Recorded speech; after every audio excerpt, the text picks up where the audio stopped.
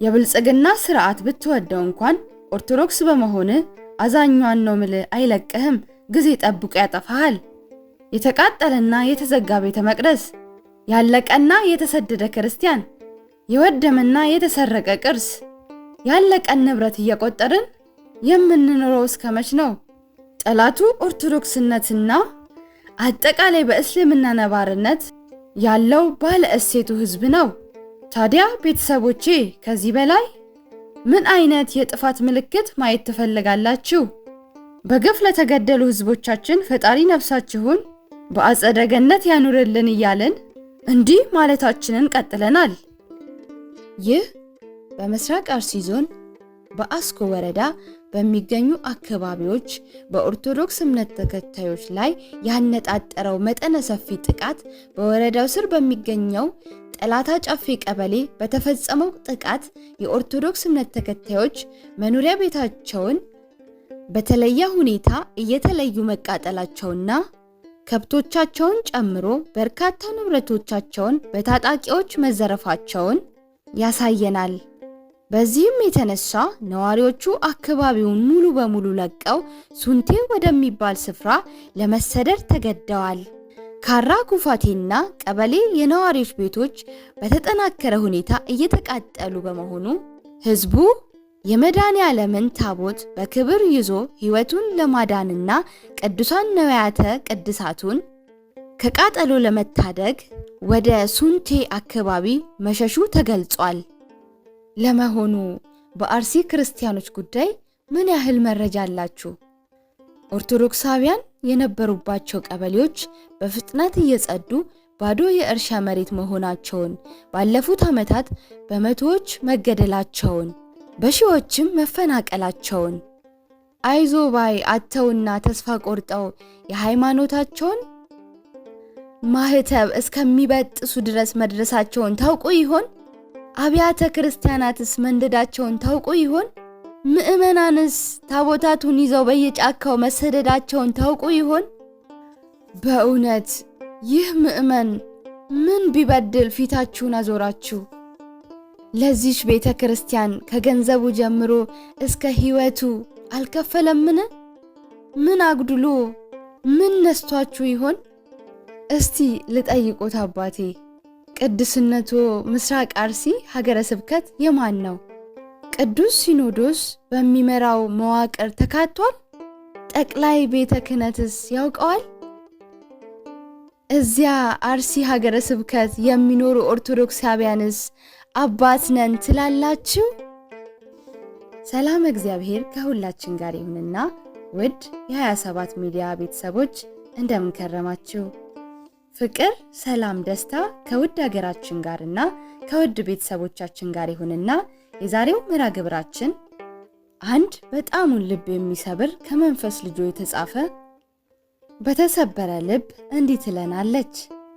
ይድረስ ለብፁዕ ወቅዱስ አቡነ ማትያስ ቀዳማዊት ፓትርያርክ ርዕሰ ሊቃነ ጳጳሳት ዘኢትዮጵያ ሊቀ ጳጳስ ዘአክሱም ወእጨጌ ዘመንበረ ተክለ ሃይማኖት።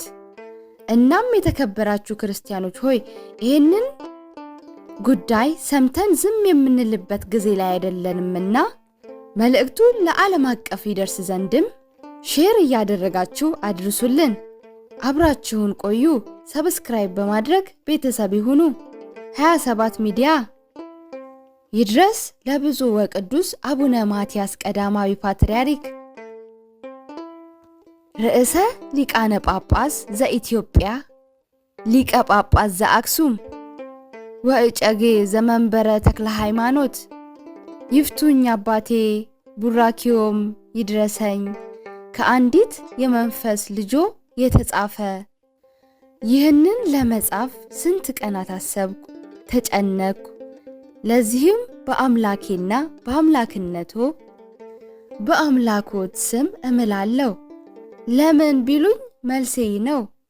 አባቶቻችንን በማህበራዊ ሚዲያ እየተናገርናቸው የጵጵስና ክብር እየቀነሰ ክህነት አክብረው የሚኖሩትንም እያሸማቀቅናቸው ምልክት እያጣን ነው ብዬ ስለማምን ነው። ከምንም በላይ ደግሞ አንዱ የቤተ ክርስቲያን ጠላት ዓላማ ክብረ ክህነትን የሚያዋርድ ትውልድ መጥቶ እንዳንደማመጥና እንድንለያይ ማድረግ በመሆኑ ለነርሱ መሳሪያ ላለመሆን ነበር። ቅዱስነቶ ነገር ግን እኛ ልጆቻችሁ እናንተን ለመጠበቅ የምንደክመውን ያህል ለኛ አስባችኋል፣ ደክማችኋል ብዬ አላምንም። እናንተ ለኛ የጽድቅ መንገድ ትሆናላችሁ ስንል መሰናክል እንዳትሆኑብን እንጨነቃለን። አስቀድሜ ለምጽፈው ነገር ይቅርታን እየጠየቅኩ በድፍረት ሳይሆን በቁጭት መጻፌን እንዲረዱልኝ እጠይቃለሁ። በዚህች ቅድስት እያልን በምንጠራት ሀገር በኦርቶዶክሳውያን ላይ ላለፉት 50-60 ዓመታት የደረሰውን በደል ለእርሶ መናገር ለቀባሪ ማርዳት ነው። እንኳን በእርሶ 80 በተሻገረ ዕድሜ ይቅርና በእኛ በልጆቹ ዕድሜ እንኳን እናየዋለን ብለን የማናስበውን እያየን ነው። እርሶም ለዓመታት በየመድረኩ አልቅሰዋል። ቅዱስ አባታችን በዚህም ምክንያት በአሁኑ ጊዜ ያለው ወጣት አንዴ በጦርነት ዜና፣ አንዴ በኑሮ ውድነት፣ አንዴ በዓለም አቀፍ ጫና ደቆ ስነ ልቦናው ተሰልቦ በከፍተኛ ጭንቀት ውስጥ በመሆኑ ዕድሜውን ሳይኖር በቁሙ እየሞተ ይገኛል። በአጭሩ ዝለናል፣ ነገ የሌለው ሰው ሆነናል። ታዲያ በዚህ ወቅት ተገደንም ቢሆን ወደ ቅድስት ቤተ ክርስቲያን እንሰበሰባለን፣ ወደ አባቶቻችን እንጠጋለን። ችግሩ ግን እርሶም በተለያዩ ጊዜያት እንደሚናገሩት አባቶቻችን መጠጊያ ለመሆን ለምእመኑ አለመዘጋጀታቸውን ነው። ስለዚህ ይህ ወጣት የት ይሂድ? በዚህ ትውልድ መጥፋት አለመጠየቅ እንዴት ይቻላል? በእውነት ይህ ምእመን ምን ቢበድላችሁ ፊታችሁን አዞራችሁ? ለዚህ ቤተ ክርስቲያን ከገንዘቡ ጀምሮ እስከ ሕይወቱ አልከፈለምን? ምን አጉድሎ ምን ነስቷችሁ ይሆን? ቅዱስነቶ ከስልጣኑ ከፍታ የተነሳ እርሶን ጠየቁ እንጂ ብቸኛ ተጠያቂ ከማድረግ አይደለምና ይቅር ይበሉኝ። በጠቅላይ ቤተ ክህነት ተስፋዬ ያለቀ ትልቅ ዕድል ግን እርሶ ጋር አለ ብዬ ከማሰብ አንጻር ነው። ሁሉንም አባቶች ብዬ ግን የምወቅስ ደፋር አይደለሁም። እነ ብፁዕ አቡነ ቀውስጦስን፣ ብፁዕ አቡነ ኤልያስን ስዊድን እና ብፁዕ አቡነ ዮናስ አፋር ሀገረ ስብከት፣ አቡነ አትናቴዎስን፣ አቡነ ቄርሎስ፣ አቡነ ዘካርያስን የመሳሰሉ እንባቸውና ሐዘናቸው በእግዚአብሔር ፊት ይደርሳል ብለን የምናስባቸው አረጋውያን አባቶች አሉን። ዛሬም በያሉበት ቡራኪያቸው ይድረሰን። ወደ ጽሑፌ ዋና ጉዳይ ልምጣ። ቅዱስነቶ ምስራቅ ሀገረ ስብከት የማን ነው? ቅዱስ ሲኖዶስ በሚመራው መዋቅር ተካቷል? ጠቅላይ ቤተ ክህነት ያውቀዋል? እዚያ የሚኖሩ ኦርቶዶክሳውያንስ አባት ነን ትላላችሁ? ለመሆኑ በአርሲ ክርስቲያኖች ጉዳይ ምን ያህል መረጃ አላችሁ? ኦርቶዶክሳውያን የነበሩባቸው ቀበሌዎች በፍጥነት እየጸዱ ባዶ የእርሻ መሬት መሆናቸውን፣ ባለፉት ዓመታት በመቶዎች መገደላቸውን፣ በሺዎች መፈናቀላቸውን አይዞባይ አይተውና ተስፋ ቆርጠው ሃይማኖታቸውን እንደሚቀይሩ አብያተ ክርስቲያናት መንደዳቸውን፣ ምዕመናን ታቦት ይዘው በየጫካው መሸጋቸውን ታውቃላችሁን? ይህን ስሎት ግን ልቤ እያዘነ ነው። እኔ አንድ ተራ ምዕመን ነኝ። እንዲህ ማለት እንደሌለብኝ ይሰማኛል። ነገር ግን ልጁ የማይጠይቀው አባት አለን ብዬ አላምንም። ከዓመታት በፊት በጦርነቱ ወቅት ታፍኛለሁ፣ ለልጆቼ ድምፅ መሆን አልቻልኩም ብለው በዓለም አቀፍ ሚዲያ በኩል ድምፅ ሆነዋል። ያኔ ያውም ምንም ማለት ዋጋ በሚያስከፍልበት ከባድ ጊዜ ላመኑበት አቋሞ የቻሉትን አድርገዋል። ቅዱስ አባታችን ዛሬ ለአርሲ ክርስቲያኖችስ 3-4 ዓመት ሙሉ በተገደሉ ቁጥር 2 ገጽ መግለጫ፣ ዛሬም መጽናናትን መመኘት። እነሱ እኮ ስደት ላይ ናቸው አባቴ። የእናንተን መግለጫ አይሰሙም አያነቡም። ለመንግስት እንዳይሉ መሞታቸውን እንኳን አልሰማሁም።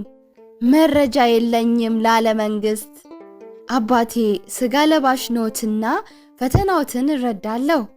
የቅድስት ቤተ ክርስቲያን መሳሪያዋ ጸሎት መሆኑንም አውቃለሁ። ግን ቅዱስነቶ እርሶ ምእመን አይደሉም፣ ባለስልጣን ኖት። ምእመናንን ሊጠብቁ የተሰጦትን ስልጣን ነው እንዲጠብቁበት እንዲጠቀሙበት በልጅነቶ እየጠየቅኩ ያለሁት። እርሶ በዓለም የኦርቶዶክስ ክርስቲያኖች ቁጥር 2ኛ ከኦሪየንታል ደግሞ በብዛት 1ኛ የሆነች ቤተ ክርስቲያን መሪ ኖት። ይህ ለእርሶ ትልቅ እድልም ጉልበትም ሊሆን ይገባል ብዬ አምናለሁ። ግብፅ፣ ቱርክ፣ ሶሪያ ያየ ክርስቲያን እንዲህ ያለውን ጥቃት እንደ ቀላል አይቶ ሊተኛ አይችልም። በመግለጫው ለመንግስት የታሪክ ተጠያቂነት እንዳለበት እንዳሳወቁት ሁሉ አባቶቻችን ቀድማችሁ በመሰበራችሁና ምእመኑን አባት አልባ ለማድረግ በምትሄዱበት መንገድ እናንተም ተጠያቂ አለመሆን አትችሉም። ይህንን የምለው ለአርሲ ምእመን በማሰብ ብቻ አይደለም። ማዕተቤ አንገቴ ላይ እስካለ ድረስ የነገ የኔንም ዕጣ ፈንታ በመፍራት ነው። ተማጸኖዬ ለራሴ ነው። እናንተም እኛም አልቅሰን መፍትሄ አይመጣም። ቆም ብላችሁ አስቡና ድርሻችንን ስጡን፣ ድርሳችሁን ውሰዱ። ስለሆነም ምኞቴ ከጸሎት ባሻገር 1 ፌዴራል መንግስት ጋር ገፍተው በመሄድ ምን እያሰበ እንደሆነ ጠይቀው ምላሹን ለመንፈስ ልጆቹ ቢያሳውቁልን። 2 ለልጆቹ ግድያ ድምፅ ለመሆን ዓለም አቀፍ ሚዲያዎችን ጠርተው የኦርቶዶክሳውያንን መከራ ገለጻ ቢያደርጉልን ቢያንስ ዓለም መከራችንን ይወቀው። 3 ለሰብአዊ መብት ተሟጋጅ ዓለም አቀፍ ተቋማት በደብዳቤ ቢያሳውቁልን። 4 ለተጎዱትና ለተፈናቀሉት ወገኖቻችን አስቸኳይ የሰብአዊና የመንፈሳዊ ድጋፍ አስተባባሪ ኮሚቴ እንዲያቋቁሙልን። ይህንን ለማድረግ ከልቡ ፈቅደው ሲነሱ አላሰራ የሚሉ መካሪ መሳይ አባቶችን በይፋ ለምእመናን እንዲያሳውቁና አብረኖት እንድንቆም እንዲፈቅዱልን እንጠይቃለን። የዕድሜ መግፋትና የጤና ድካም ቢኖርቦትም እግዚአብሔር የሰጡትን መንፈሳዊ ስልጣንና የአባትነት ክብር ዛሬም በቅድስት ቤተ ክርስቲያናችን ጋር አለ። በተለያዩ የህንፃ ምርቃት ባዮትም ይህን ለማድረግ ግን አይደክሞትም ከማለት ያህል ነው።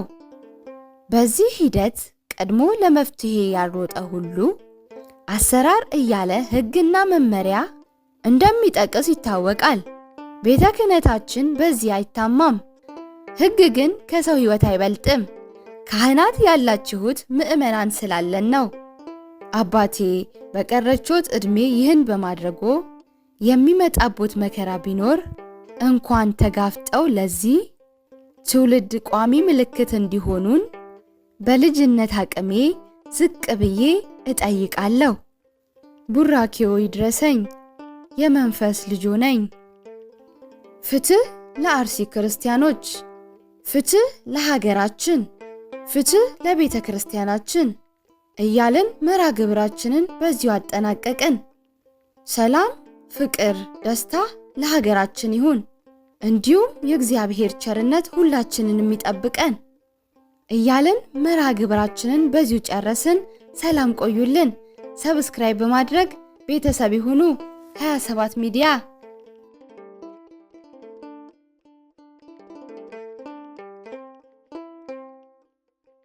በግፍ ለተገደላችሁ ወገኖቻችን ፈጣሪ ነፍሳችሁን ይማረው። ይሄ ህዝብ ግን ራሱ ላይ በ10 እጁ ፈርሟል። ደፍረን እናውራ፣ ይበቃናል እንበል። ሞት እምቢ፣ ሞት ዘጋቢ ሆነን ቀረን። ከሞቱት በላይ ላሉት የመኖር ዋስትናን የሚሰጥ የለም። 2 አውቶቢስ ሰው ሲታገዝ ዝም፣ ምእመናን በየቦታው ሲገደሉ ዝም። ጠባቂ እንደሌለ አስቦ ራስን መጠበቅን እንልመድ። ይቺም ሻማ ሰልችታናለች። በአገራችን ለሚቀጥሉ ብዙ 10 ዓመታት ምናልባትም አሁን በህይወት የምንገኝ ሰዎች በአጠቃላይ ሳነ የምንሞተው ነገር የመንግስት ከፍተኛ ባለስልጣናት ኃላፊነቴን በአግባቡ ስላልተወጣው ስራዬን በፍቃድ ለቀቅያለሁ። ከኔ የተሻለ ሰው ይምራው የሚለው ነው። በአርሲ ዞን በኦርቶዶክስ ክርስትና አማኞችና አብያተ ክርስቲያናት ላይ በተደጋጋሚ ጥቃቶች እየተሰነዘሩ ነው። ብዙ ሰው በአሰቃቂ ሁኔታ እየሞተ ነው። አብያተ ክርስቲያናትና ቅርሶችም ወደሙ። በነዋሪዎቹ ዘንድም ጥርጣሬና ስጋት ሰፈነ። ይህን ተደጋጋሚ ጥቃት ለማስቀረት የተሰራ ስራ አለ። ሰላም ማስከበር 100% የክልሉ መንግስት ስራ አይደለም እንዴ? ምን አድርጓል? ሰላም ማስከበር ካቃታቸው በኢትዮጵያ ሕግ መሰረት አልቻልንም፣ የፌዴራል መንግስት ጣልቃ ይግባልን ይባላል እኮ። ታዲያ መቼም እኔ ለዚህ ኃላፊነት ብቁ ሆኜ አልተገኘሁም። የተሻለ ብስለትና ልምድ ያለው ሰው ይተካኝ የሚሉ ኃላፊዎች በህይወት እያለን እንደማናይ እሙን ነው። ሰው ባለቀ ቁጥር ይችን ሻማ ብልጭ ማድረግ ምን ፋይዳ አለው? ይሰለቻል።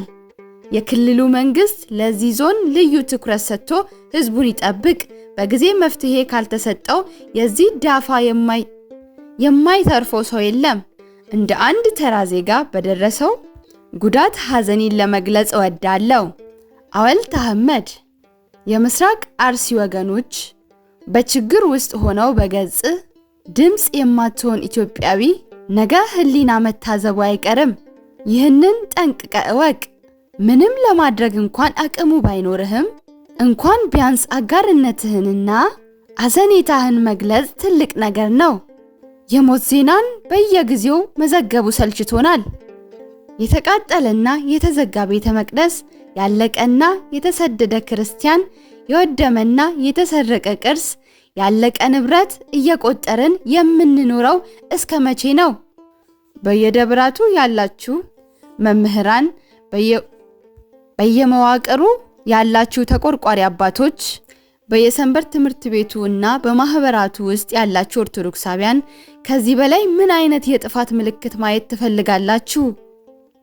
መሞት እኮ ትልቅ እረፍት ነው። ስለ ቤተ ክርስቲያናችን መቀበል ያለብንን ሁሉ ተቀብለን ብንሞት ትልቅ ጸጋ ነው። ከዚህ በላይ ውድመቱ ከቀጠለ ነበሩ በሚለው ትርክት ይቋጫል። ደግሞም በአርሲና በገጠሩ ኦሮሚያ ቆመን እየሄድን አይናችን እያየ ነበሩ የሚለው ታሪክ እየተቋጨ ነው። ክርስቲያኑ ማህበረሰብ የሚበዛበትን ክፍል ተረክ ፈጥኖ ሰሜኑን ለጦርነት ብሎ ፈርጆ በጦርና በረሃብ በማፈናቀልና በስደት አሳሩን ሲያበላው ከባጀ 5ኛ ዓመቱ ነው። የብልጽግና ስርዓት ብትወደው እንኳን ኦርቶዶክስ በመሆን አዛኛን ነው ምልህ። አይለቅህም፣ ጊዜ ጠብቆ ነጣጥሎ ያጠፋሃል። ጠላቱ ኦርቶዶክስነትና አጠቃላይ በእስልምና ነባርነት ያለው ባለ እሴቱ ህዝብ ነው። እኔ በግሌ ከዚህ ድክመት የሞት ስርዓት ለሃይማኖታችንና ለሀገራችን የሚጠቅም አንዲትም መልካም ነጥብ አላገኘውበትም።